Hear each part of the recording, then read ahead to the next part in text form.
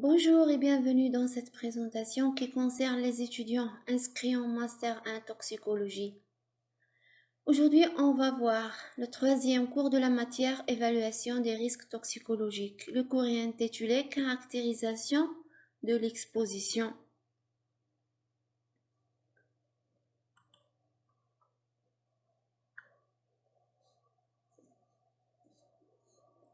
L'estimation de l'exposition calcule les doses de contaminants auxquels les individus sont exposés dans les divers compartiments et en fonction des voies de pénétration. Ainsi, on a une exposition externe dans laquelle les polluants pénètrent par voie externe via les différentes voies de pénétration. Et on a aussi l'exposition interne qui peut avoir lieu après une inhalation par exemple.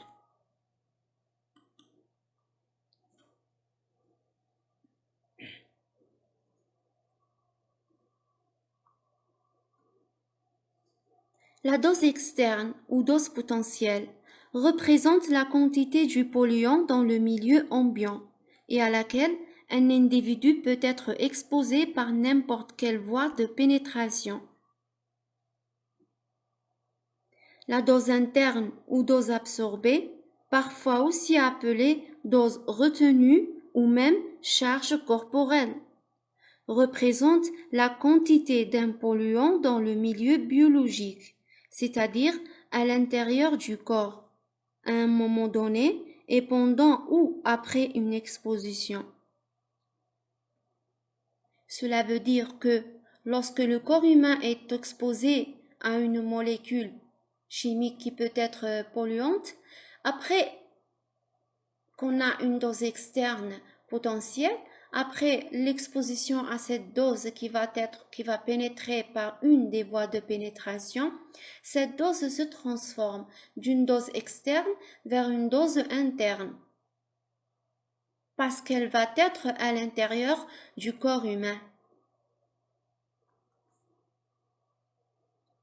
Cette dose interne reflète la quantité de produits disponibles dans le corps. Elle dépend de la consommation, inhalation ou ingestion, mais aussi de l'absorption des polluants par l'individu lui-même, exposé en fonction du temps.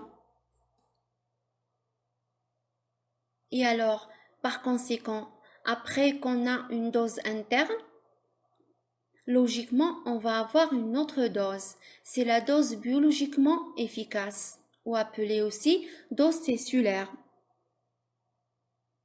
C'est la dose de la substance toxique atteignant l'organe cible, c'est-à-dire la quantité de la substance dans un tissu spécifique. Parce que, effectivement, cette substance toxique inhalée ou bien qui va être absorbée va atteindre un organe cible. Non? Et donc, dans cet organe cible, elle va avoir un effet biologique. C'est pour ça qu'on appelle la dose biologique efficace. C'est la dose qui va provoquer un effet effectivement dans un des organes humains. Après sa pénétration, bien sûr. Il y a aussi la notion de la dose cible, qui est la quantité de substance, généralement un métabolite, lié à la molécule critique. La dose cible est la quantité de produits chimiques, exprimée en milligrammes, qui est fixée par milligramme de macromolécules spécifiques dans un tissu. On voit ici que les chercheurs ou bien les scientifiques sont en train de faire passer la dose de la substance toxique d'un plan externe jusqu'au plan moléculaire du tissu, ou bien jusqu'au plan moléculaire des cellules d'un tissu. Pour utiliser ce concept, il faut disposer d'informations sur le mécanisme d'action au niveau moléculaire. Effectivement, ce mécanisme d'action est le mécanisme d'action de la molécule ou bien de la substance toxique. La dose cible est associée plus précisément à l'effet toxique. La dose d'exposition ou la charge corporelle, plus facilement disponibles, sont liées de manière moins précise à l'effet toxique.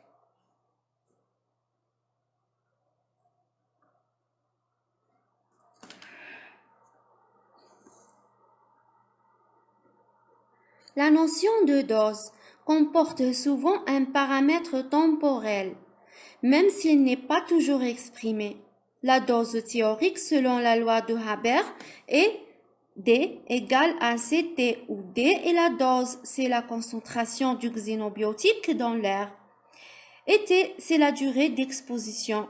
Donc, dans ce cas, qu'est-ce qu'on peut dire d'une manière plus simple? Que la dose théorique est égale à la concentration du xénobiotique fois la durée d'exposition à ce même xénobiotique. Au niveau de l'organe cible ou au niveau moléculaire, on peut dire qu'il s'agit de la quantité fixée par milligramme de tissu ou de molécules pour un temps donné. La prise en compte du temps est généralement plus importante pour comprendre les expositions répétées et ainsi les effets chroniques que pour les expositions uniques et les effets aigus. Donc, elle est plus importante dans le cas où on est en train d'étudier les expositions chroniques et les effets chroniques. Il y a aussi un terme que je veux vous rappeler, c'est le temps de latence.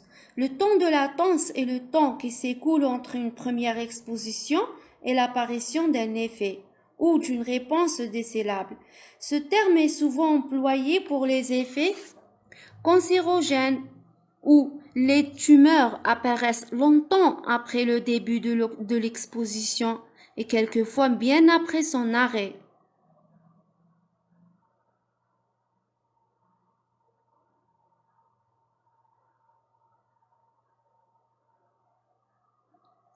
Les effets additifs sont le résultat d'une exposition combinée à plusieurs produits chimiques, où les toxicités particulières sont simplement additionnées les unes aux autres.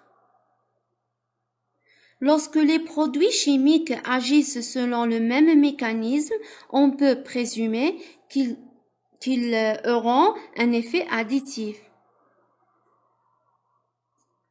Ça veut dire si un composé ou bien une substance est considérée à un numéro 1 et l'autre substance à un numéro 1, l'effet des deux substances va être additionné. Donc, on va avoir un effet additif.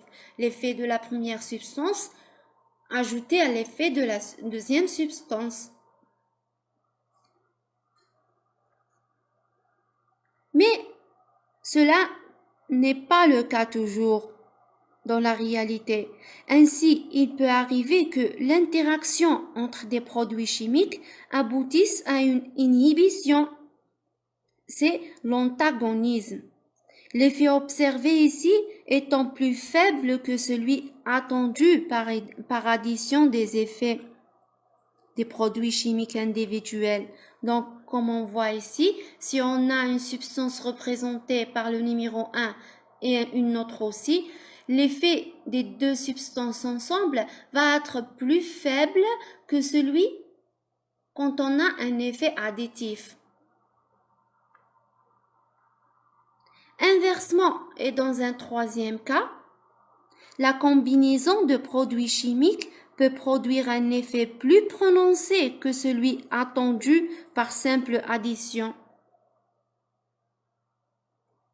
Cela peut résulter des réponses augmentées chez les individus ou une augmentation de la fréquence des réponses parmi une population. C'est un effet synergique, c'est de la synergie ici parce que la substance 1 et 2, l'effet combiné de ces deux substances a donné un effet non pas moins d'une des deux et non pas un effet additif, mais un effet supérieur.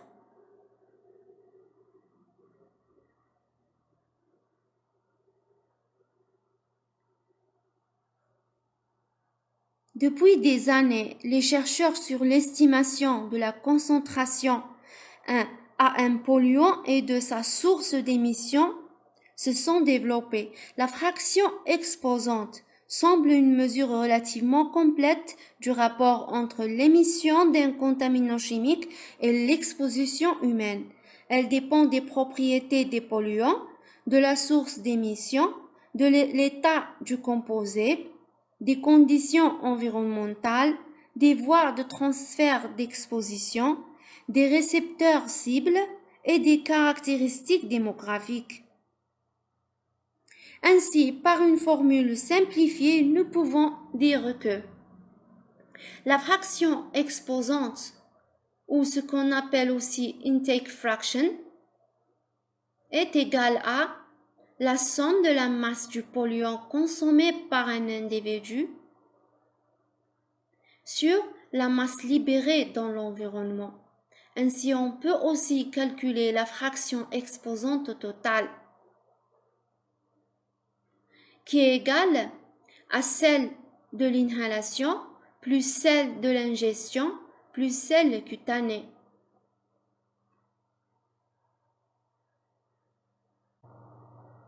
Dans l'estimation de l'exposition au rayonnement ionisant, c'est l'exposition totale de toutes les sources d'émission qui est prise en compte et non pas l'exposition à partir de radionucléides individuels. En effet, à la différence des polluants chimiques, quelle que soit l'origine du rayonnement, les effets biologiques sont les mêmes. Ils sont la conséquence d'une ionisation de la matière biologique qu'ils ont traversée. Et donc, on préférera ainsi calculer la dose d'exposition annuelle au lieu de la dose d'exposition journalière dans le cas des polluants chimiques. Donc, cette dose, elle comprend la dose externe issue de l'irradiation, la dose interne par contamination et la dose du rayonnement des radionucléides conservés dans le corps. Et par cela, on termine ce cours. Je vous remercie pour votre attention et cette fois, je vous dis see you, mais en classe la semaine prochaine, Inch'Allah.